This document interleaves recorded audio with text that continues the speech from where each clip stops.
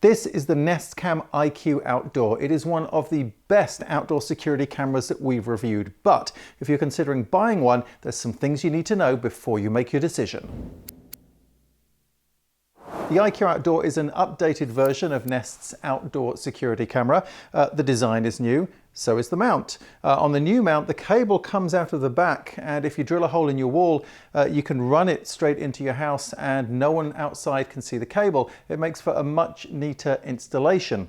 If you do need to run the cable though down the side of your house, then there are channels built in here for it. Also new, the camera now mechanically attaches to the mount. The only way to get it out is with an Allen key. The previous version used a magnet, and that made it really easy to put up, but also really easy to steal. The view from the camera out the front, there's a 130-degree field of view, which is fairly standard for a home security camera. It has night vision, which is pretty standard too, and two-way audio. That means that when you're watching video from the camera, you can't just hear what's going on, but if someone's there, you can press a button on your phone and you can talk to them as well, and it'll broadcast out of the camera. Video from the IQ Outdoor is sharp and clear. It is a 1080p high definition video image, but that's not where the story ends with the video in this camera. Inside here behind the lens is a 4K video imaging sensor. That's 4 times high definition. But it's important to understand you are never going to see that 4K image. The 4K video is circulated within the camera and used by the systems that look for movement and look for things that are going on. But because that 4K image data is so large, Nest doesn't send it up to their cloud. What comes out of the back of the camera and goes up to the cloud is a down-converted high-definition video image. It's still a really good image. It's one of the best we've seen. But when you see 4K with this, don't be thinking that you're going to be getting 4K video. One of the other areas where it is an advantage though is when you're setting up the camera and you see the complete image that it can see.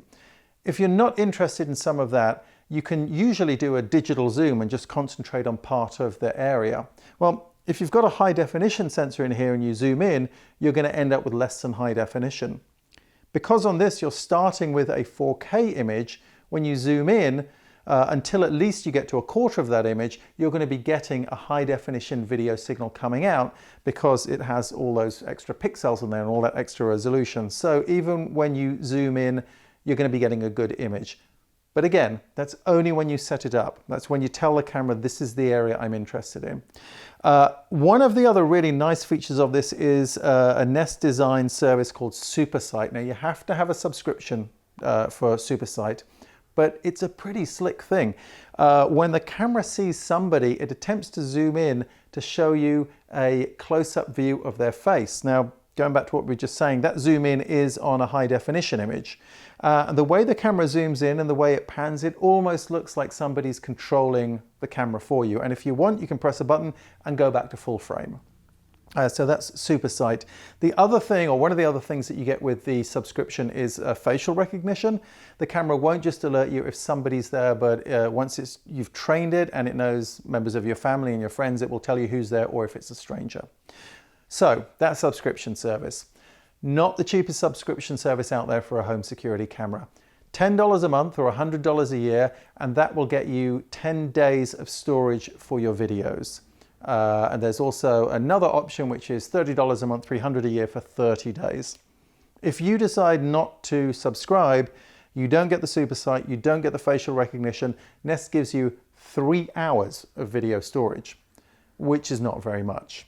It's fine in the daytime if, say, you get an alert on your phone, you're in a meeting and you can look at it 30 minutes later. But at nighttime, say someone's in front of your house at 2 a.m. If you wake up at 6 a.m., it's gone, it's deleted. So if you have one of these cameras, you're probably going to end up with a subscription service. So when you're considering buying one, factor the cost of the subscription service into your decision. This camera is reasonably expensive. It's $349. You can get 2 for $598. But if we're just thinking about one of these, $349, if you have it for 4 years, you're more than doubling your investment in this system. So do your sums and make sure it's a figure that you're happy with.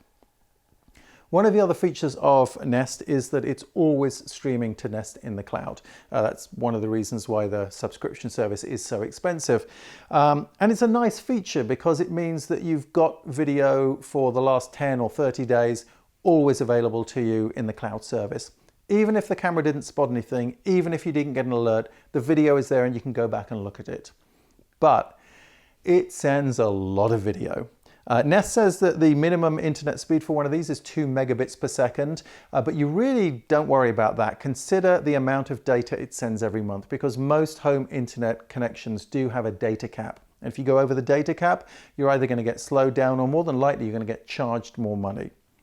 There are 4 quality settings in this camera. In the lowest quality setting, the app tells you that the camera is going to try not to exceed 100 gigabytes of data transfer a month. In the highest quality setting, 400 gigabytes a month.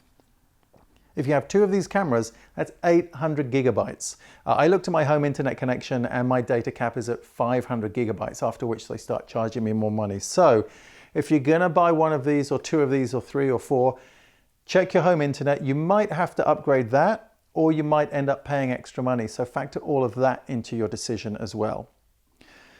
That's really the big negative with this. The price of the camera and the subscription and the amount of data it uses, which might force you to get a better internet package from your provider, a more expensive one. But on the positive side, the app is really good. Love the new mount. Superside is really well done and a very useful feature, and you get a great image from the camera.